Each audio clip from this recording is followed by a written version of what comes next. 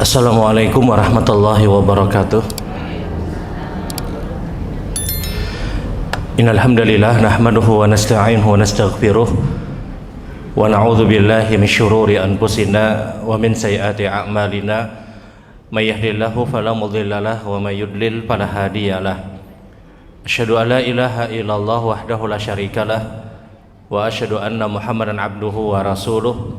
Allahumma sholli ala Muhammad wa ala ali Muhammad kama shallaita ala Ibrahim wa ala ali Ibrahim innaka Hamidum Majid.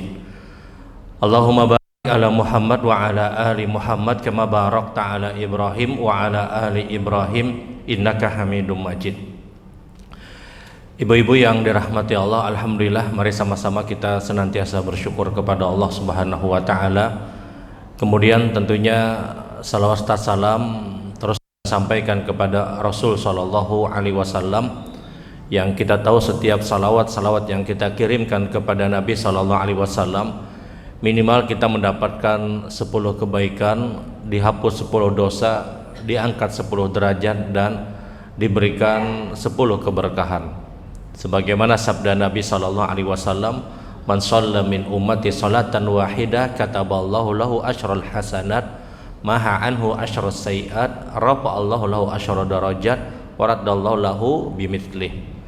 Ucapan sallallahu alaihi wasallam atau Allahumma sholli ala Muhammad, dan salawat yang sempurna adalah salawat Ibrahimiyah. Itu kalimat salawat yang biasa kita baca pada saat kita berada di tasyahud akhir. Satu-satunya kewajiban untuk mengucapkan kalimat salawat, kata para ulama, adalah ketika kita berada di dalam sholat, di saat kita berada di tasyahud akhir, dengan melafadzkan dan mengucapkan kalimat salawat Ibrahimiyah. Adapun hal-hal yang lainnya maka secara umum itu dihukumi sunnah. Seperti pada saat kita menjawab adzan, selesai kita menjawab adzan, kemudian kita bersalawat. Oleh karena itu salawat pada saat kita menjawab adzan tidak harus salawat Ibrahimiyah. Tidak harus salawat Ibrahimiyah yang sampai innaka Hamidum Majid. Ada orang yang selesai menjawab adzan dia hanya baca sallallahu alaihi wasallam atau Allahumma sholli ala Muhammad, atau yang terbaik tentunya adalah salawat Ibrahimiyah. Karena salawat Ibrahimiyah sekali lagi itu hanya diwajibkan ketika kita berada di tasyahud akhir. Adapun selebihnya ulama berbeda pendapat. Mayoritas ulama menyebutkan hukumnya sunnah. Baik ibu-ibu yang dirahmati Allah, kalau pada pertemuan yang pekan yang lalu kalau tidak salah kita sudah membahas tentang dua sisi kebaikan pada pelaksanaan sholat jenazah, yaitu kebaikan untuk orang yang disolatkan dan pahala yang besar bagi orang yang mensolatkan. Selama seorang muslim yang meninggal dunia dan dia disolatkan minimal dengan jumlah 40 orang yang tidak melakukan kesyirikan, maka doa dari 40 orang ini benar-benar bermanfaat, kata Nabi. Ketika ada orang yang disolatkan, kata Rasulullah, yakumu arba'una rajula la yusyrikuna billahi syai'a, berdirilah di depannya itu, berdirilah dengannya 40 orang yang tidak melakukan kesyirikan. 40 orang tidak melakukan kesyirikan kemudian mensolatkan satu jenazah, maka doa dari 40 orang ini, kata Nabi, didapatkan oleh orang yang disolatkan tadi. Hanya 40 orang. Dan semakin banyak orang yang mensolatkan, semakin bermanfaat doa-doa mereka. Dan ini sisi kebaikan yang didapatkan oleh orang yang sudah meninggal dunia.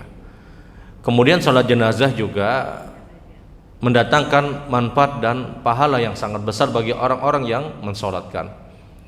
Minimal orang yang melaksanakan sholat jenazah, minimal dia mendapatkan pahala besarnya seperti gunung Uhud, dan boleh jadi bisa lebih daripada gunung Uhud. Sallallahu alaihi wasallam menyebutkan asgharuhu mislu jabalil Uhud. Salat jenazah yang kalian lakukan itu, kata Nabi, pahalanya paling tidak seperti gunung Uhud. Jadi kalimat asghar, paling kecilnya, kata Nabi, itu seperti gunung Uhud. Ini dalil, kata para ulama, boleh jadi ada orang yang melaksanakan salat jenazah, selesai dia melaksanakan salat jenazah dan salatnya salat yang baik, berkesesuaian dengan apa yang disunnahkan, dia sempurnakan semua sunnah-sunnah Nabi Sallallahu Alaihi Wasallam, maka boleh jadi salat jenazah yang dia lakukan pahalanya melebihi daripada gunung Uhud. Para ulama kemudian mengomentari hadis ini yang mendapatkan pahala yang paling tidak seperti gunung Uhud. Maka kata para ulama, paling tidak dia adalah orang yang pertama membaca surat Al-Fatihah, kemudian dia bersalawat kepada Rasul, walaupun mungkin menurut sebagian pendapat salawatnya sederhana, karena ada sebagian ulama yang berpendapat salawat pada pelaksanaan salat jenazah, dia baca sallallahu alaihi wasallam, dia baca Allahumma sholli ala Muhammad pun sudah masuk pada syarat tadi. Karena sekali lagi kembali sebagaimana yang ulun sampaikan, salawat Ibrahimiyah itu wajibnya di tasyahud akhir. Tapi bagi orang yang bersalawat dengan salawat yang sempurna pada pelaksanaan salat jenazah, maka jelas dia mendapatkan pahala yang lebih. Tapi apakah sah ada orang yang baca Al-Fatihah misalnya kemudian salawatnya hanya sallallahu alaihi wasallam atau Allahumma sholli ala Muhammad? Jumhur ulama menyebutkan salatnya tetap sah. Karena Rasul sallallahu alaihi wasallam beliau pernah bersabda, kata Nabi, wa binas sunnah an taqra suratul Fatihah wa tusalli alayya wa tukhalisud du'a walal mayyit. Yang namanya salat jenazah itu, kata Nabi, engkau baca Al-Fatihah, engkau bersalawat kepada aku, dan engkau mendoakan jenazah. Dan Rasul ketika itu menyebutkan bersalawat kepada aku. Salawat seperti apa? Maka ini salawat umum kata para ulama. Sehingga kalaulah seandainya ada orang yang melaksanakan salat jenazah, dia baca Al-Fatihah, kemudian salawat yang dia ucapkan di dalam salat jenazah misalnya hanya sallallahu alaihi wasallam, dia tidak mengucapkan Allahumma sholli ala Muhammad wa ala ali Muhammad kama shallaita ala Ibrahim dan seterusnya, salawat yang pendek misalnya yang dia baca, apakah salatnya sah? Jumhur ulama menyebutkan salatnya sah, karena salawat Ibrahimiyah itu kelazimannya, wajibnya ada pada tasyahud akhir. Sehingga kalau ada orang yang bersalawat pada pelaksanaan salat jenazah dengan salawat yang sangat sederhana, ada orang yang hanya membaca Allahumma sholli ala Muhammad, atau ada orang yang hanya mengucapkan sallallahu alaihi wasallam, maka apakah salatnya sah? Jumhur ulama menyebutkan salatnya sah, tapi tidak afdal, tidak lebih utama dibandingkan orang yang menyempurnakan salawat Ibrahimiyah. Nah, ini amalan ini ketika sangat sederhana Al-Fatihahnya, kemudian salawatnya pendek, kemudian doanya sangat minim misalnya, mohon maaf, ada sebagian orang hanya menghafal 2 kalimat saja, sebagaimana yang sudah kita bahas, hanya mengucapkan Allahumma ighfir lahu warhamhu, itu aja yang dia baca misalnya, kemudian masuk pada takbir berikutnya, dan dia pun juga belum menguasai doa yang berikutnya, kemudian dia baca Allahumma ighfir lana warhamna misalnya. Kalau ini pun juga dia tidak hafal, dia kembali lagi Allahumma ighfir lahu warhamhu. Maka model yang seperti ini yang sangat minim, sunnah-sunnah yang dia kerjakan, ini yang disebutkan oleh para ulama, inilah orang-orang yang mendapatkan pahala seperti gunung Uhud. Tapi kalau dia punya kualitas yang baik, dia berdoa dengan doa yang lebih panjang, doa yang lebih sempurna, salawatnya salawat yang sempurna, maka ini yang dikatakan Nabi Shallallahu Alaihi Wasallam, orang tersebut ketika melaksanakan salat jenazah dia mendapatkan pahala yang sangat besar, melebihi daripada gunung Uhud. Karena Rasul menyebutkan salat jenazah itu pahalanya paling kecilnya seperti gunung Uhud, artinya paling minim sunnah-sunnah yang dia kerjakan, maka dia mendapatkan besar dan berat seperti gunung Uhud. Dan ini pelaksanaan salat jenazah sekali lagi yang dia punya 2 sisi kebaikan. Sekarang kalau ada orang yang terlambat untuk melaksanakan sholat jenazah, ada orang yang terlambat melaksanakan sholat jenazah, kemudian jenazahnya sudah dikuburkan, ada misalnya keluarga dekat, anaknya misalnya, ternyata orang tuanya sudah meninggal dunia dan dia berada di luar kota, dia sudah booking tiket pesawat, qadar Allah misalnya pesawatnya delay, terlambat, dan tidak memungkinkan untuk menunggu anak tersebut, maka kemudian dikuburkanlah jenazah tadi. Datang anak ini misalnya ke pekuburan, apakah dia boleh untuk melaksanakan sholat jenazah? Jumhur ulama menyebutkan hukumnya diperbolehkan. Jenazahnya sudah dikubur dan dia adalah orang yang belum mensolatkan, maka dia menghadap ke arah kiblat, kemudian dia laksanakan sholat jenazah, dia kerjakan sholat jenazah, mungkin bersama orang-orang yang belum melaksanakan sholat jenazah. Jadi kalaulah seandainya ada orang yang terlambat, untuk melaksanakan sholat jenazah, kemudian jenazah sudah dikuburkan, atau misalnya ada orang yang dari luar kota yang sangat jauh misalnya, Kemudian dia sampai ke tempat tadi, ternyata jenazah sudah disolatkan, bahkan sudah dikuburkan.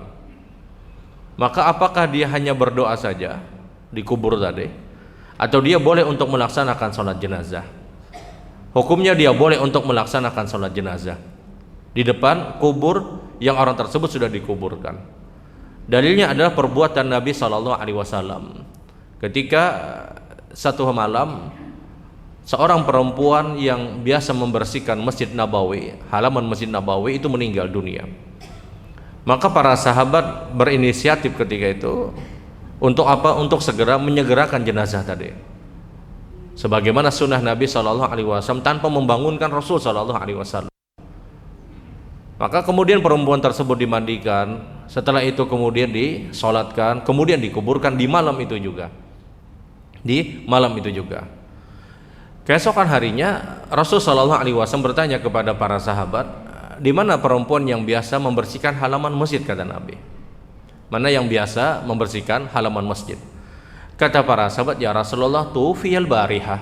Perempuan tersebut sudah meninggal tadi malam ya Rasulullah. Maka kata Nabi, kenapa kalian tidak membangunkan saya? Kenapa kalian tidak datang kepada saya, kata Rasulullah. Kata para sahabat, kami khawatir mengganggu istirahatnya engkau ya Rasulullah. Maka Nabi berkata kepada para sahabat, daluni an qabriha, tunjukkan kepada aku di mana kuburnya, kata Nabi. Sahabat kemudian menunjukkan kubur perempuan tadi. Maka Nabi kemudian mengajak sebagian sahabat yang belum melaksanakan sholat jenazah, karena tidak semua sahabat ketika itu ikut melaksanakan sholat jenazah, karena di waktu malam. Rasulullah kemudian melaksanakan sholat jenazah bersama para sahabat yang belum melaksanakan, yang ketika itu jenazahnya sudah ada dikubur. Maka sholatlah Rasul SAW. Nah, ini dalil kata para ulama bahwasanya seorang yang sudah dikubur dan ada keluarga dekatnya belum melaksanakan sholat jenazah, dia boleh sholat di depan kubur tadi. Tentunya dengan catatan apakah terjadi fitnah atau tidak. Karena boleh jadi misalnya ada orang yang sembahyang asli menyembah kuburan ya, dipoto, apalagi zaman Nuhene, dia mungkin tidak komentar, dia hanya foto saja kemudian dia share di grup.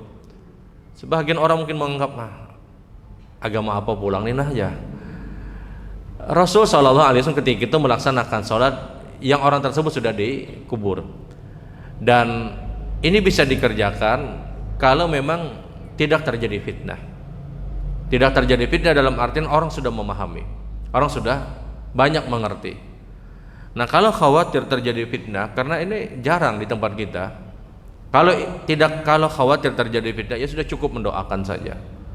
Karena poin atau alasan utama kenapa kita melaksanakan sholat jenazah adalah untuk mendoakan jenazah, untuk mendoakan mayit.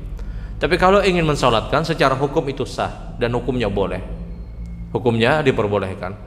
Ada orang yang dari luar kota ternyata jenazah sudah dikuburkan, ya sudah dia solatkan walaupun jenazah tersebut sudah dikubur, sebagaimana juga perbuatan Nabi SAW. Karena kadang ada orang punya rasa kadakawa kadang mensolatkan, kalau hanya sekedar mendoakan rasa kurang misalnya. Kadang ada orang punya rasa seperti itu. Taruhlah misalnya antara hubungan anak dengan orang tua. Orang tuanya sudah meninggal, jarnang lain ikam doakan aja, jarnang anak saban hari lu sudah mendoakan. Maka dia ambil untuk apa? Untuk melaksanakan sholat jenazah. Jadi kadang ada beberapa orang yang dia mau tidak mau harus melaksanakan sholat jenazah. Nah, ini dicontohkan lagi oleh Nabi SAW, bolehnya orang tersebut melaksanakan sholat jenazah walaupun jenazahnya sudah ada di kubur, sebagaimana perbuatan Nabi kepada seorang perempuan yang biasa membersihkan halaman Masjid Nabawi. Nah, Rasul SAW ketika itu melaksanakan sholat jenazah, bahkan setengah memaksa kepada para sahabat untuk apa? Untuk menunjukkan kubur perempuan tadi. Karena Rasul memahami betul perempuan ini punya jasa yang sangat besar, jasa yang sangat besar untuk Masjid Nabawi. Maka Rasul melaksanakan sholat jenazah untuk perempuan tersebut. Dan ini gambaran kata para ulama, seorang yang mungkin sangat dekat dengan kita dan benar-benar kita artinya berteman, kemudian bahkan mungkin berkeluarga dengan orang yang meninggal, Kadang kita tidak cukup hanya sekedar mendoakan. Kita punya perasaan kadang tidak cukup sekedar hanya untuk mendoakan. Kalaulah seandainya Nabi itu hanya mendoakan saja, maka itu pun pasti sampai doa Rasul sallallahu alaihi wasallam. Tapi Nabi pada saat itu melaksanakan salat jenazah untuk orang yang ada di kubur tadi, karena Nabi merasa mungkin tidak puas dengan hanya sekedar doa saja, karena banyaknya jasa dari seorang perempuan tadi yang biasa membersihkan halaman Masjid Nabawi. Dan ini alasan juga kata para ulama, ketika kita bersama dengan orang yang mungkin banyak membantu kita, qadarullah orang itu mungkin sudah meninggal dunia dan kita tidak sempat untuk melaksanakan sholat jenazah karena terlambat misalnya, secara hukum kita boleh untuk melaksanakannya walaupun orang itu sudah dikubur sebagaimana perbuatan Nabi SAW. Nah, ini berkaitan dengan beberapa hal tentang pelaksanaan sholat jenazah. Kemudian kita sedikit berkaitan dengan masalah takziah, dan ini kajian berulang dan perlu ulun sampaikan. Takziah ini adalah salah satu sunnah yang juga disunahkan Nabi SAW. Di zaman Rasul SAW tidaklah ada orang yang meninggal dunia kecuali di dalamnya pasti terjadi takziah. Di zaman Nabi tidaklah satu dari sahabat atau keluarga dari sahabat atau kerabat dari sahabat meninggal dunia kecuali sahabat yang lain pasti bertakziah. Kenapa para sahabat itu memperhatikan takziah kepada orang-orang yang sudah meninggal? Takziah itu kalau bahasa kita apa? Melayat. Melayat itu tahu pian kepanjangan melayat? Mengunjungi mayat jarurang, melayat. Takziah atau melayat ini salah satu sunnah dari sunnah-sunnah Nabi Sallallahu Alaihi Wasallam. Dan tidaklah di zaman Rasul Sallallahu Alaihi Wasallam ada orang yang meninggal kecuali para sahabat itu bertakziah. Kenapa para sahabat bertakziah? Kenapa para sahabat bertakziah? Sekali lagi, takziah itu sama seperti salat jenazah, dia mempunyai dua sisi kebaikan. Sisi kebaikan untuk orang yang meninggal atau keluarga yang meninggal, dan sisi kebaikan untuk orang yang bertakziah, untuk orang yang melayat tadi. Kebaikan untuk orang yang melayat atau bertakziah tadi adalah pahalanya besar. Sebagaimana sabda Nabi sallallahu alaihi wasallam, "Man azza musaban falahu mislu ajri." Siapapun yang bertakziah kepada keluarga yang meninggal, kepada orang muslim yang meninggal, maka dia mendapatkan pahala sebagaimana pahala orang yang dapat musibah. Ketika yang mendapat musibah tersebut dia mampu bersabar. Pahala orang yang dapat musibah kemudian bersabar itu bisa mendapatkan surga. Alladzina idza asabathum musibah qalu inna lillahi wa inna ilaihi rajiun ulaika alaihim shalawatum mir rabbihim wa rahmah wa ulaika humul muhtadun. Orang-orang yang mendapatkan musibah kemudian dia langsung mengucapkan inna lillah, semua hanya milik Allah, wa inna ilaihi rajiun, dan kita semua kembali kepada Allah. Maka hasilnya kata Allah, ulaika alaihim salawatu mir rabbihim, mereka mendapatkan langsung salawat kepada Allah, diberikan keberkahan dalam hidupnya. Ulaika alaihim salawatu mir rabbihim wa rahmah, mereka mendapatkan rahmat dari Allah. Wa ulaika humul muhtadun, dan mereka lah orang-orang yang telah diberikan petunjuk oleh Allah Subhanahu wa taala. 3 pahala besar bagi orang yang dapat musibah kemudian dia mampu bersabar, kemudian dia respon dengan innalillahi wa inna ilaihi rajiun. Ada orang meninggal, keluarganya meninggal, kemudian, dan ini keluarga dekat misalnya, kemudian dia langsung innalillahi wa inna ilaihi rajiun. Kita semua kembali kepada Allah, kita semua milik Allah, dan kita semua kembali kepada Allah.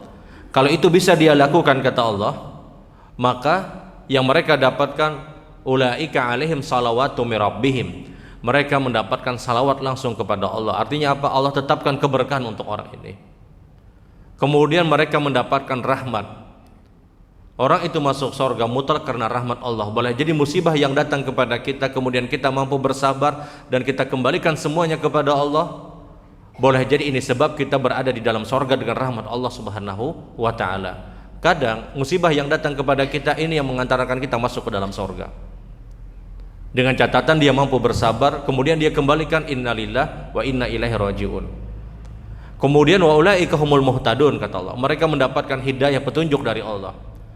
Orang yang dapat musibah kemudian dia mampu bersabar, kemudian dia kembalikan semuanya kepada Allah, dia mudah untuk mendapatkan petunjuk dari Allah.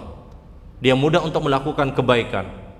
Ada hal-hal yang langsung Allah berikan hidayah kepada dia untuk melakukan terus kebaikan.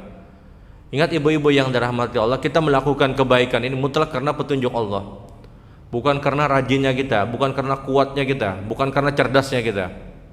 Orang baca Quran, dia ambil Al-Quran kemudian dia baca, itu karena petunjuk Allah menunjuki dia untuk membaca Al-Quran. Berapa banyak orang yang dia hafalannya banyak misalnya, kemudian bacaannya bagus, tapi kemudian tidak diberikan petunjuk oleh Allah untuk mengulang bacaan dia. Berapa banyak ada orang yang dia bisa baca Quran, di sampingnya ada orang yang tidak bisa baca Quran. Mas Nulun baca Qurannya berat, tapi orang ini diberikan petunjuk oleh Allah untuk terus baca Quran, sementara orang yang sudah mahir baca Quran berhenti hidayah yang Allah berikan kepada dia. Berapa banyak orang yang seperti ini?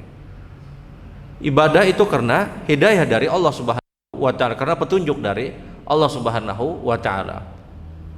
Di antara keadaan yang menjadikan kita mudahnya mendapatkan hidayah dari Allah adalah kapanpun dia dapat musibah, dia mampu bersabar. Dia mampu bersabar. Dia baca innalillahi wa inna ilaihi rajiun. Ulaika alaihim salawatu mir rabbihim, mereka mendapatkan salawat dari Allah, mereka mendapatkan rahmat kata Allah, dan mereka lah orang-orang yang diberikan hidayah oleh Allah Subhanahu wa ta'ala. Ini 3 model pahala besar bagi orang yang dapat musibah. Ada orang yang tidak dapat musibah tapi dia dapat pahala seperti ini. Siapa mereka? Orang yang bertakziah. Orang-orang yang bertakziah adalah orang-orang yang tidak dapat musibah, tapi mereka adalah orang yang juga mendapatkan pahala sebagaimana pahala orang yang dapat musibah yang dia mampu bersabar. Sehingga kata para ulama, bagaimana tidak para sahabat itu memperhatikan takziah, gawiannya nyaman, pahalanya ganal. Pahala orang bertakziah itu seperti pahala orang-orang yang dapat musibah, kata Nabi SAW. Dengan catatan ketika dia bertakziah dengan takziah sesuai dengan apa yang diperintahkan dan dianjurkan Rasul SAW. Sehingga para sahabat itu benar-benar memperhatikan yang namanya takziah. Maka tidaklah terjadi kematian di kalangan para sahabat atau keluarga dari para sahabat, maka dipastikan para sahabat bertakziah karena besarnya pahala yang didapatkan oleh orang-orang yang bertakziah. Orang-orang bertakziah itu dapat pahala sebagaimana kata Nabi, pahala orang yang dapat musibah. Gawiannya nyaman, sama kayak orang yang membukakan puasa, Bu. Puasa kada, pahalanya kayak orang berpuasa. Sidin makan di warung 2-3 kali misalnya, meriga terus misalnya. Kemudian Sidin membukakan orang puasa, sudah kenyang dapat pahala puasa. Takziah modelnya seperti itu, meskipun tidak sama. Dia tidak dapat musibah tapi dia dapat pahala sebagaimana pahala orang yang dapat musibah. Bahkan boleh jadi pahala orang yang bertakziah itu lebih besar daripada pahala orang yang dapat musibah. Ketika yang dapat musibah dia tidak mampu bersabar. Sama seperti ini, Bu. Ada orang punya kemampuan, punya harta, kemudian dia infak, dia sedekah. Taruhlah misalnya untuk kepentingan dakwah. Boleh jadi yang berinfak ini pahalanya lebih besar daripada ustadz yang menyampaikan dakwahnya. Boleh jadi. Kenapa? Karena boleh jadi ketika ustadz menyampaikan dakwahnya ada ria yang ada pada dirinya. Sementara nang berinfak, nang bersedekah ikhlas saja misalnya, dia dapat pahala dakwah dari apa yang sudah dia infakkan. Sementara ustadznya ketika berceramah panjang lawas penceramahnya karena dapat apa-apa. Kenapa? Karena ada ria misalnya, ada sesuatu yang ingin dapat pujian dari apa yang dia lakukan. Boleh jadi orang yang berharta tadi pahalanya lebih besar. Nah, sama seperti orang yang bertakziah. Ada orang yang dapat musibah, yang semestinya orang yang dapat musibah kalau kita bicara layaknya adalah dia bersabar, dia baca innalillahi wa inna ilaihi rajiun, maka dia mendapatkan 3 model pahala besar. Takziah itu dapat pahala sebagaimana pahala orang yang dapat musibah, kata Nabi. Dia hanya sekedar bertakziah. Sehingga ini yang menyebabkan, kata para ulama, kenapa para sahabat radhiyallahu taala anhum tidaklah terjadi kematian di tengah-tengah para sahabat kecuali mereka adalah orang-orang yang bertakziah. Karena mereka sadar pahalanya besar, gawiannya nyaman, pahalanya ganal. Orang yang dapat musibah dituntut untuk bersabar. Dia sudah kehilangan, kemudian dia dituntut untuk bersabar. Orang yang bertakziah, apanya yang kehilangan? Tidak ada yang kehilangan bagi dia. Dia hanya sekadar bermodal untuk bertakziah, melayat datangi orang yang mendapatkan musibah tadi. Sehingga takziah sekali lagi lah amalan yang ringan, pahalanya itu besar. Dan ini hukumnya sunnah. Dan tidaklah para sahabat radhiyallahu taala anhum, mereka adalah orang-orang yang bertakziah ketika ada musibah, ada orang yang meninggal dunia di kalangan para sahabat radhiyallahu taala anhum. Jadi yang pian kejar itu, mohon maaf, tidak hanya pelaksanaan sholat jenazah. Kalau bisa juga pian kejar yang namanya takziah. Karena takziah itu pahalanya besar. Takziah itu pahalanya besar. Kalau mungkin di medsos sekarang sering kita dengar pemburu jenazah ya. Ada kelompok pemburu jenazah. Pokoknya ada sholat jenazah datangan bubuhannya. Diburu pemburu. Takziah ini hal yang sangat baik. Karena takziah itu pahalanya besar. Pahalanya itu setara sebagaimana pahala orang yang dapat musibah, yang dia punya dapat 3 model pahala besar. Mereka mendapatkan keberkahan, mereka mendapatkan rahmat, mereka mendapatkan hidayah dari Allah Subhanahu wa taala. Sehingga di zaman Rasul, sahabat itu takziahnya semangat luar biasa. Kenapa? Pahalanya besar. Nah, untuk mendapatkan pahala yang besar tadi, takziah dengan pahala besar tadi adalah pertama, ketika kita akan bertakziah, kita ikhlas karena Allah. Bukan karena ingin dapat kepentingan apapun, bukan ingin mengincar apapun. Bukan hanya sekedar setor wajah kemudian selesai, tidak. Karena ada mungkin sebagian orang bertakziah datang kemudian tanda tangan Jurung Sidin 10.000 kemudian bulik misalnya. Nah, bukan model yang seperti itu. Takziah pertama dia didasari dengan keikhlasan. Didasari dengan keikhlasan bahwasanya ini adalah ibadah dan dia punya niat untuk apa? Untuk membantu orang yang dapat musibah tadi. Kemudian ketika dia bertakziah, tidak ada pakaian-pakaian khusus. Tidak harus dengan pakaian dengan model pakaian yang sama dengan warna yang khusus, tidak ada. Ya terserah Anda pakai baju warna apa aja terserah. Kalau pengen memang menyukai warna hitam silahkan. Tapi jangan berpaham bahwasanya sunnahnya warna hitam ketika bertakziah. Ya terserah hendak warna apa aja terserah, asal jangan berdastaran aja ke rumah orang. Ya artinya dia dengan pakaian yang layak, pakaian yang pantas, pakaian yang longgar misalnya, yang dia nyaman. Tidak harus warna hitam, tidak harus. Tapi memang hari ini mayoritas orang menggunakan pakaian dengan warna hitam. Kenapa? Khususnya perempuan, karena mereka menganggap itu lebih terjaga, lebih artinya tertutup auratnya. Bukan karena warna hitam ini melambangkan kesedihan, tidak. Tapi kalau seandainya ada rasa hitam ini melambangkan warna kesedihan, maka itu tidak ada dalam Islam. Kita perlu dudukan apa yang ada dalam diri kita, dalam niat kita. Kalau kita menggunakan warna hitam ini sekedar lebih nyaman, kita lebih terjaga, aurat kita lebih tertutup, dan kita mungkin lebih longgar dengan pakaian ini, maka silahkan. Tapi kalau dengan pakaian warna hitam tadi kita menganggap ini lambang kesedihan, maka ini tidak ada. Artinya ya mayoritas hari ini kaum perempuan mungkin menggunakan warna hitam. Kenapa? Mereka lebih terjaga auratnya. Maka silahkan dengan niat yang seperti itu. Tapi kalau niatnya pakaian yang warna hirang, ini lambang kesedihan, maka ini yang tidak ada. Ini yang tidak ada. Jadi ini pun juga harus dipahami. Pada saat kita bertakziah, kalau kita punya kemampuan lapangan, maka hendaknya kita memberikan makanan untuk orang yang mendapatkan musibah tadi. Makan nasi bungkus kah misalnya atau apa? Karena ini sunnah dari sunnah Nabi SAW. Rasul SAW beliau pernah bersabda ketika Ja'far ibn Abi Thalib meninggal dunia, kata Nabi, "Isna'u li ali Ja'far ta'aman fa innahu ya'tihi ma yashghiluhum." Bikin makanan untuk keluarga Ja'far karena sesungguhnya keluarga Ja'far sekarang mendapatkan musibah. Bikin makanan, kata Nabi. Dan ini dalil kata para ulama bahwasanya yang menghadirkan makanan itu adalah orang yang datang, bukan orang yang dapat musibah. Jangan bertakziah ke rumah orang bertakun makanannya apa di sana. Jangan. Kabar aja. Takziah itu adalah kita yang membawa makanan, sunnahnya. Bukan orang yang dapat musibah. Bukan orang yang dapat musibah. Kita bawa makanan semampu kita untuk apa? Untuk menyempurnakan pahala takziah tadi. Karena ini yang diperintahkan Rasul Shallallahu Alaihi Wasallam. Kemudian datang kita ke tempat tersebut. Yang pertama kita datangi itu adalah orang yang paling dekat dengan jenazah tadi. Misalnya suaminya meninggal, maka istrinya yang kita datangi, atau anak-anaknya yang kita datangi. Orang yang paling dekat. Orang yang paling dekat. Kemudian silahkan untuk mengucapkan kalimat apapun, selama kalimat adalah kalimat untuk memberikan semangat kepada dia. Dia ucapkan kalimat-kalimat yang baik, kalimat-kalimat yang bagus untuk memotivasi orang tersebut. Dia katakan ini takdir Allah, mudah-mudahan ditempatkan di tempat yang terbaik. Terus dia mengucapkan kalimat-kalimat yang baik, dan ini sunnah. Jadi yang didatangi itulah keluarga yang paling dekat dengan jenazah tadi, dengan orang yang meninggal. Secara kekerabatannya siapa? Misalnya ada orang tua meninggal, cari anak-anaknya. Ya, siapapun yang paling dekat, kemudian dia berikan kalimat-kalimat yang baik.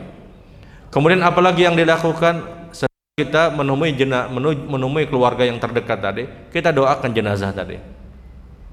Doanya standar, ya Allah ampuni fulan, rahmati fulan, angkat derajatnya dengan derajat yang tinggi misalnya, sebagaimana perbuatan Nabi Shallallahu Alaihi Wasallam ketika Abu Salamah radhiyallahu ta'ala meninggal dunia, maka Nabi mendoakan Allahumma ighfir li Abi Salamah, ya Allah ampuni Abu Salamah, ya Allah rahmati Abu Salamah, ya Allah angkat derajatnya dengan derajat yang tinggi. 3 kalimat ini pun cukup.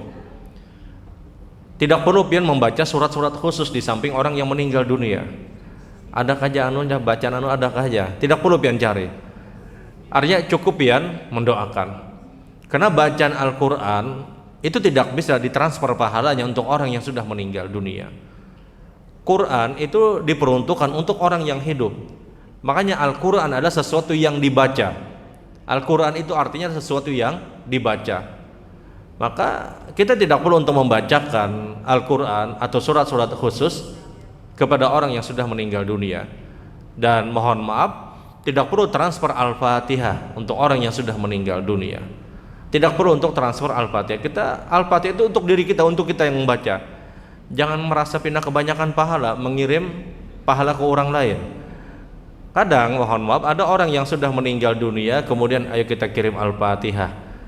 Bukan Al-Fatihah yang kita kirim, tapi doa yang kita minta kepada Allah Subhanahu wa ta'ala. Al-Fatihah itu untuk orang yang hidup, untuk orang yang membaca. Maka ketika kita bertakziah, kita cukup untuk mendoakan sebagaimana perbuatan Nabi Shallallahu Alaihi Wasallam. Dan tidak ada contoh yang terlalu baik kecuali contoh dari apa yang dilakukan Rasul Shallallahu Alaihi Wasallam. Nabi kalau bertakziah, Rasulullah mendoakan, bukan untuk membacakan Quran. Kalaulah seandainya membaca Quran itu diperintahkan, maka Nabi akan membacakan Quran kepada para sahabat Rasul Shallallahu Alaihi Wasallam. Dan tidak ada bacaan yang terbaik melebihi daripada bacaan Nabi Shallallahu Alaihi Wasallam. Sehingga idealnya cukup kita untuk mendoakan. Doakan ya Allah ampuni fulan, rahmati fulan, dengan bahasa apapun terserah. Dan Nabi ketika itu pada saat Abu Salamah radhiyallahu ta'ala meninggal dunia, Nabi berdoa dengan 3 model: ampuni Abu Salamah, rahmati dia, dan angkat derajatnya pada derajat yang tinggi. Selebihnya silahkan pian doakan apapun terserah, tapi 3 poin ini dihadirkan. Kemudian apakah boleh orang yang meninggal dunia kemudian dicium oleh keluarganya misalnya? Hukumnya boleh. Hukumnya diperbolehkan. Apakah boleh orang yang meninggal dunia dicium kemudian yang mencium itu sampai menangis misalnya? Hukumnya diperbolehkan. Sebagaimana Nabi Shallallahu Alaihi Wasallam ketika Utsman ibnu Maz'un ini sahabat Nabi pertama yang dikubur di pekuburan Baqi. Ketika Utsman ibnu Maz'un meninggal dunia, maka Nabi mendatangi tempat Utsman ibnu Maz'un dan Nabi kemudian mencium dahi kening Utsman ibnu Maz'un. Kemudian Rasulullah menangis dan air mata beliau mengenai pipi Utsman ibnu Maz'un. Artinya apa? Ini kesedihan yang mendalam yang terjadi pada diri Rasul sallallahu alaihi wasallam. Tapi Nabi tidak berteriak. Nabi hanya sekedar menangis. Dan ini dalil kata para ulama hukumnya boleh. Kadang ada orang tua meninggal, anaknya hendak mencium abahnya, mencium mamanya misalnya. Ada aja yang memedahkan, jangan menangis ikamlah ya. Kuitannya mati ya apa kada menangis. Kada menangis itu maling kundang saikungan. Orang tuanya meninggal, kemudian dia ingin cium misalnya, jangan menangis lah aja. Menangis itu hukumnya boleh dan ini wajar dan itu manusiawi. Orang tuanya meninggal, ya dia wajar menangis, dia wajar bersedih. Rasul Shallallahu Alaihi Wasallam, Utsman ibnu Maz'un ini sahabat Nabi. Tidak ada kekerabatan Rasul dengan Utsman ibnu Maz'un. Tapi Nabi menangis dengan kematian Utsman ibnu Maz'un karena ditinggal sahabat Rasul Shallallahu Alaihi Wasallam. Dan Nabi menangis ketika itu sampai air mata Rasulullah mengenai pipi Utsman ibnu Maz'un. Dan tidaklah semua apapun yang ada dari Rasul Shallallahu Alaihi Wasallam kecuali di dalamnya pasti mendatangkan keberkahan. Semua apapun yang ada pada tubuh Rasulullah itu pasti mendatangkan keberkahan. Air liur Nabi itu mendatangkan keberkahan. Bekas air wudhu Rasulullah mendatangkan keberkahan. Apa kata para sahabat? Tidaklah darah yang ada pada tubuh Nabi kecuali kami pasti sudah mendapatkannya sebelum turun ke tanah. Semua apapun yang ada pada tubuh Rasulullah itu mendatangkan keberkahan. Kita tahu Nabi ketika perang Uhud beliau berdarah. Darah yang keluar dari tubuh Rasulullah tidak sampai tanah itu para sahabat sudah berebut karena semuanya mendatangkan keberkahan. Air mata Nabi ketika mengalir pada saat Utsman ibnu Maz'un itu meninggal dunia tidak sampai turun ke tanah, langsung mengenai wajah Utsman ibnu Maz'un. Sehingga sekali lagi kita perlu untuk dudukan juga bahwasanya kalau ada orang meninggal kemudian anaknya mencium misalnya, kemudian sampai menangis, apakah boleh? Selama dia tidak berlebihan. Ya, selama dia tidak berlebihan silahkan. Nah, kita yang bertakziah kita doakan. Apakah boleh mencium misalnya? Kalau misalnya memang dia benar-benar merasa benar-benar kehilangan sebagaimana Rasul Sallallahu Alaihi Wasallam dan diizinkan oleh keluarganya, maka silahkan diperbolehkan. Asal nang bebinian juga. Karena kemahraman itu masih terjadi. Hukumnya tetap haram ketika itu bukan mahramnya dia. Baik ibu-ibu yang dirahmati Allah, ini dulu mungkin beberapa poin berkaitan dengan takziah. Dan sedikit tadi berkaitan dengan pelaksanaan salat jenazah dan salat jenazah yang dilakukan di kubur. Dari sini kalau ada hal yang perlu untuk kita perbincangkan dari apa yang disampaikan, atau mungkin ada hal-hal yang dianggap dirasa perlu, waktunya ulun persilahkan. Ada pertanyaan? Silahkan. Assalamualaikum warahmatullahi wabarakatuh. Assalamualaikum. Tentang mencium tadi Pak, saya sering melihat ada keluarga yang mencium itu dari dahi sampai ke telapak kaki gitu. Apa benar ya telapak kaki sampai telapak kaki? Jadi dahi dulu, nanti di tangannya, nanti di belakangnya sampai ke telapak kaki. Yang kedua tentang takziah. Kita lihat ada juga yang melaksanakan takziah itu sesudah 3 hari gitu. Dengan kelompok umpama ada kelompok pengajian gitu Pak, melakukan takziah. Jadi takziahnya itu diisi dengan ceramah dan segalanya. Walaupun konsumsi itu dibawa oleh peserta yang takziah. Terima kasih. Assalamualaikum warahmatullahi wabarakatuh. Waalaikumsalam. Assalamualaikum warahmatullahi wabarakatuh. Waalaikumsalam. Mengenai bekam Ustaz, adakah zikir khusus atau doa khusus untuk berbekam pada saat sebelum atau pada saat berbekam atau sesudahnya? Terima kasih. Assalamualaikum warahmatullahi wabarakatuh. Waalaikumsalam. Silakan. Assalamualaikum warahmatullahi wabarakatuh. Waalaikumsalam. Bapak ingin menanyakan kalau kita puasa Pak, karena Uni ada penyakit alergi Pak, alergi di hidung pada proses debu bisa bersin panjangan Pak. Jadi kalau misalnya puasa kita bolehkah Pak menyedot ini atau membatalkankah puasanya atau menyedot apa Bu? Setcap ini Pak, presscap. Oh ya. Yang biasanya tahunya yang pedas-pedas Pak. Anggap minyak angin lah ya lah. Iya. Ya. Karena ulun memang diharuskan dokter. Ya. Salah satu pengobatannya. Nih, atas jawabannya, makasih banyak Pak. Assalamualaikum warahmatullahi wabarakatuh. Waalaikumsalam. Assalamualaikum warahmatullahi wabarakatuh. Waalaikumsalam. Pak Ustadz, yang saya tanyakan mengenai ziarah kubur, itu kebanyakan orang ziarah kubur mencium nisan sampai menangis-nangis, nisan dicium. Kalau saya rasa saya tidak pernah melakukan seperti itu. Kemudian yang tabur bunga, katanya bunga itu sampai layu masih bisa mendoakan si mayit di dalam kubur. Mohon jawaban dari Ustadz. Assalamualaikum warahmatullahi wabarakatuh. Waalaikumsalam warahmatullahi wabarakatuh.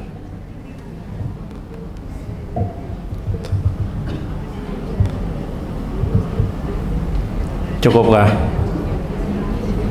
Cukup ajakin bola. Pulihkan aja kita. Baik. Yang pertama tentang mencium dari dahi sampai kaki. Apakah ini dianjurkan? Wallahualam, yang ulun tahu tidak ada anjuran secara khusus untuk mencium dari dahi sampai ke kaki. Terlebih biasanya itu terjadi dari anak kepada orang tua yang dianggap sebahagian orang ini bakti terakhir dia untuk orang tuanya. Kita berbakti kepada orang tua yang sudah meninggal dunia itu sampai beliau wafat pun kita masih bisa berbakti.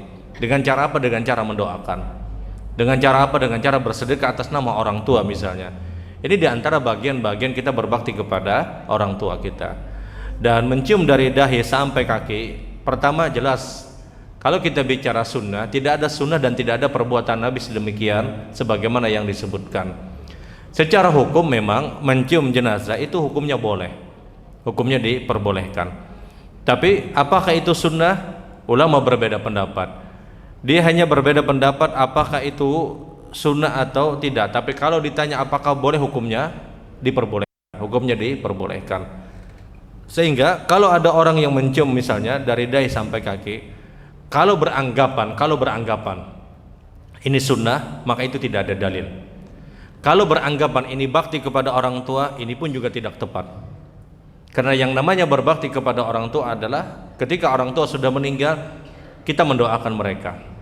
Kita mendoakan mereka, kemudian juga bisa jadi bersedekah atas nama orang tua yang sudah meninggal dunia.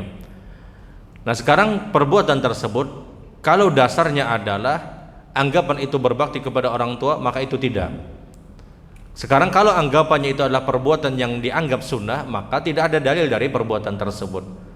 Oleh karena itu, wallahualam, dia cukup mencium ke dahi kalau dia menginginkan, dia cium pipinya kalau dia juga menginginkan. Kalau dari dahi sampai batis misalnya, maka hal-hal yang demikian dikhawatirkan di masa-masa yang mendatang 2-3 generasi setelah kita akan menganggap itu sunnah.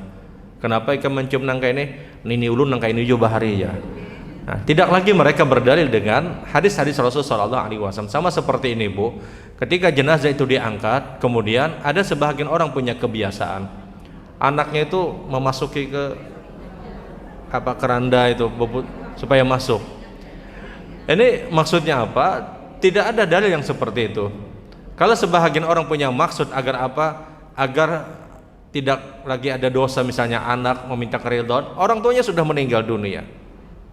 Dan ini tidak ada dalil. Dan ini muaranya kenapa? Muaranya adalah kebiasaan.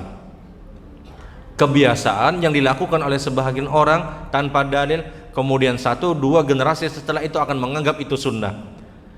Sehingga kaedahnya adalah semua kebiasaan yang berkaitan dengan ibadah, yang kebiasaan tersebut tidak pernah dicontohkan Nabi, maka idealnya tidak kita lakukan.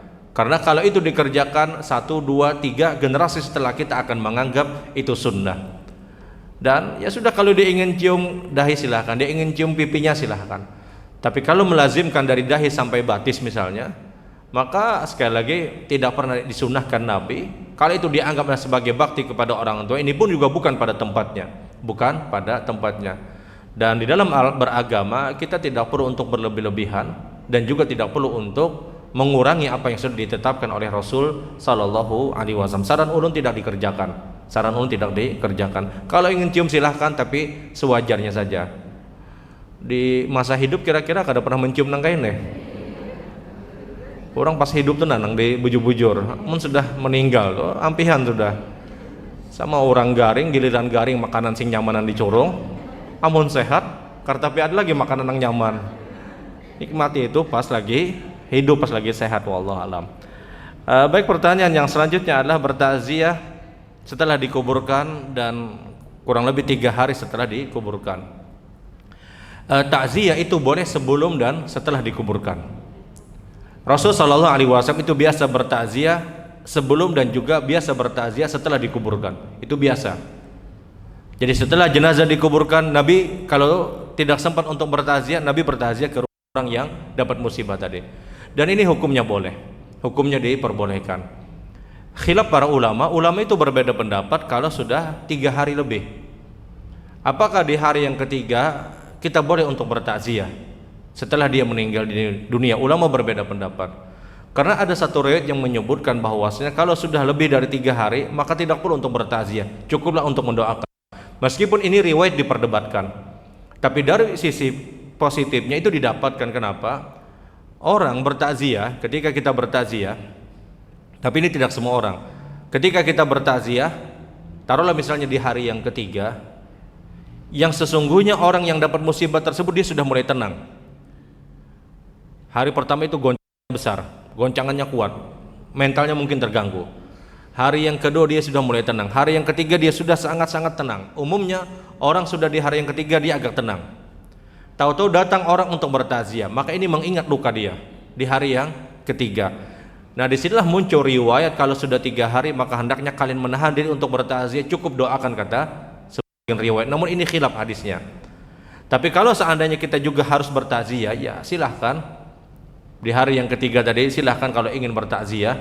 Tapi takziah itu terbaik pertama adalah sebelum jenazah dikuburkan. Yang kedua, takziah terbaik itu waktunya kapan? Setelah jenazah dikuburkan, kemudian di hari itu langsung dia bertakziah. Ini takziah terbaik waktunya.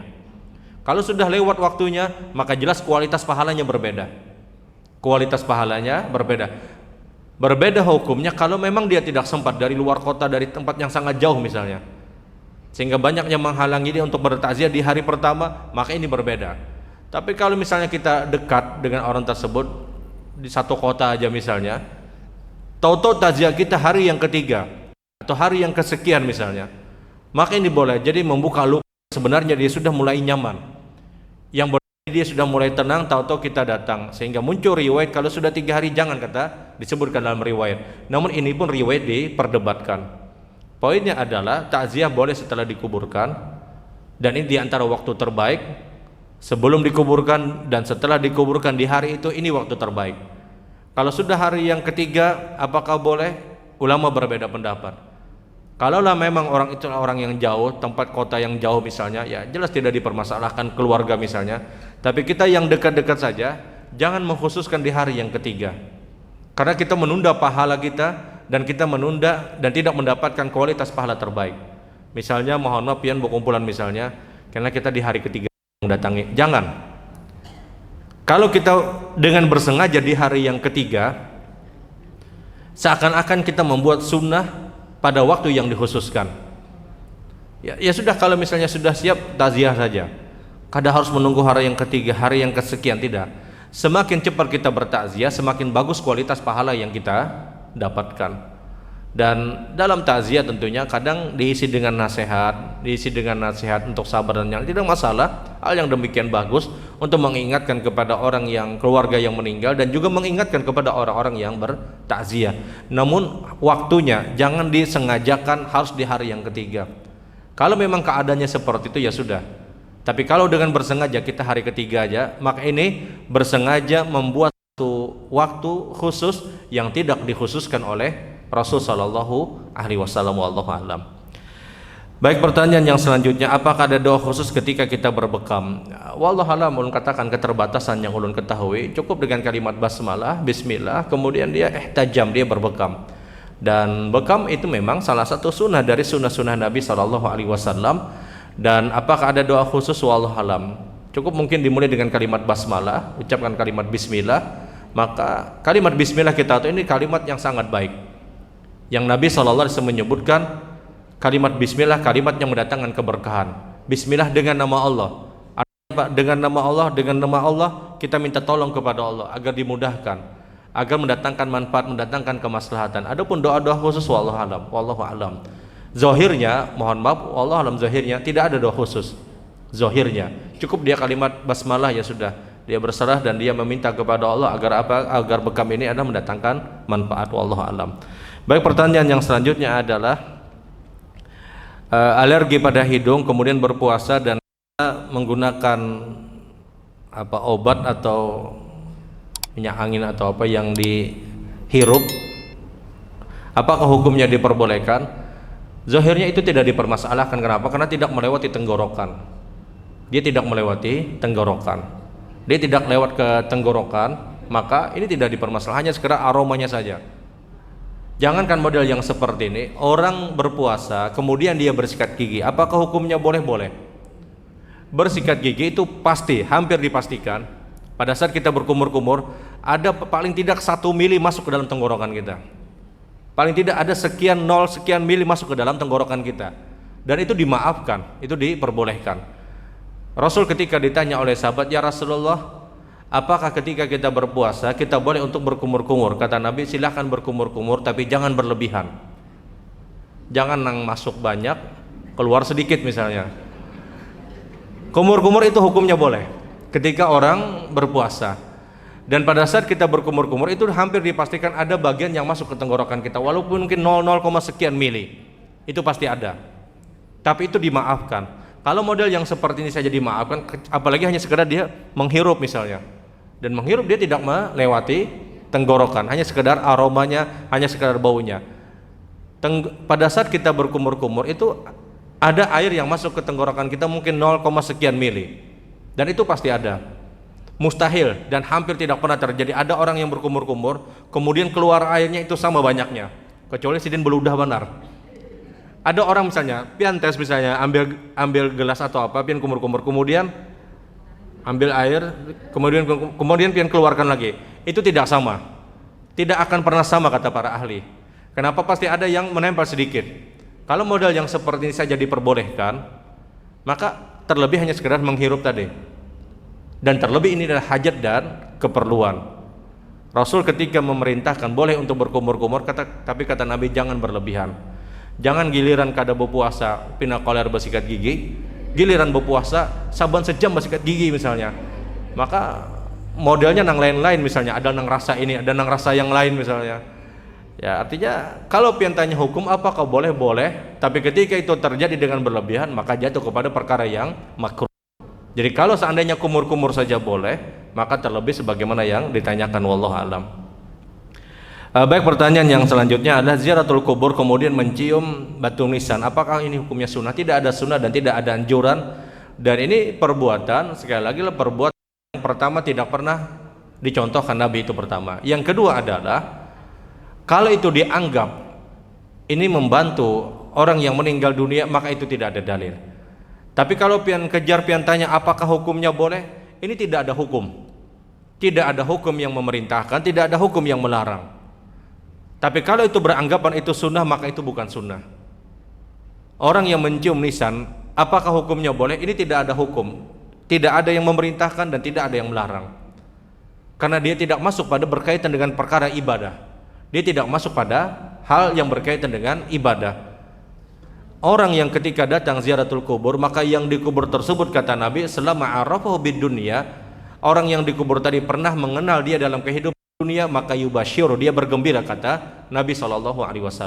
Lalu ambil contoh ketika Ibrahim anak Nabi SAW meninggal dunia. Ibrahim itu anak Rasulullah dengan Maria Al-Kitbi. Pada saat Ibrahim itu meninggal dunia, Ibrahim wafat, Nabi berbicara dengan Ibrahim, ayah Ibrahim fa inna mufarakataka lamahzunun, wahai Ibrahim, berpisahnya aku dengan engkau adalah sesuatu yang sangat menyakitkan, sesuatu yang sangat menyedihkan. Apakah kalimat Nabi tersebut bermanfaat untuk Ibrahim? Tidak bermanfaat. Ibrahimnya sudah meninggal, tapi ini hanya meluapkan kesedihan Rasulullah SAW. Dan ini dalil kata para ulama, ketika ada yang meninggal kemudian dia seakan-akan mengajak bicara kepada orang yang meninggal, apakah boleh? Boleh. Apakah bermanfaat? Tidak bermanfaat. Dan wajar dia meluapkan apa yang ada pada dirinya. Ada orang datang ke kubur kemudian dia seakan-akan cerita kepada orang yang dikubur tadi, bah tadi malam ulun tahajud ya siden ini dan yang lainnya ulun doakan pian. Apakah bermanfaat? Tidak bermanfaat kalimat ini. Tapi apakah boleh? Hukumnya boleh. Sebagaimana Nabi juga mengucapkan kalimat kepada Ibrahim yang sudah meninggal dunia. Batu nisan yang dia cium tidak hukum, tidak ada sunnah dan tidak ada larangan. Tapi merasa bahwasanya ini anjuran dan ini bermanfaat untuk orang yang meninggal, maka itu tidak ada dalil. Tapi kalau dia hanya sekedar meluapkan saja, maka boleh, hukumnya diperbolehkan. Setiap kita ziaratul kubur kepada orang yang meninggal yang dia pernah kenal kita pada kehidupan dunia, maka kata Nabi yubashiru, orang itu akan bergembira, hanya sekedar bergembira, dan tidak bisa kita mengajak bicara dengan orang tadi. Tidak bisa kita mengajak bicara dengan orang tersebut, hanya sekedar dia bergembira. Jadi berkaitan dengan mencium batu nisan tidak ada hukum. Apakah hukumnya boleh? Tidak ada larangan dengan perbuatan tersebut, tapi jangan sampai menganggap bahwasanya ini bermanfaat. Ini hanya sekedar dia meluapkan saja. Ya, sebagaimana Rasul juga meluapkan kesedihan beliau. Beliau berbicara dengan Ibrahim yang sudah meninggal dunia. Tabur bunga sebagaimana ditanyakan, kemudian katanya bermanfaat untuk orang yang meninggal sampai layunya bunga tersebut. Nah, ini yang tidak ada dalil. Ini yang tidak ada dalil dari contoh dan perbuatan Rasul sallallahu alaihi wasallam. Orang meninggal cukup untuk didoakan, dan doalah yang paling mereka hajat di saat mereka berada di alam barzah. Baik ibu-ibu yang dirahmati Allah, ini mungkin yang Allah sampaikan di kesempatan pagi hari ini, mudah-mudahan bermanfaat. Kita akhiri dengan doa kafaratul majlis. Subhanakallah bihamdik asyhadu an la ilaha illa anta astaghfiruka wa atubu ilaik. Assalamualaikum warahmatullahi wabarakatuh.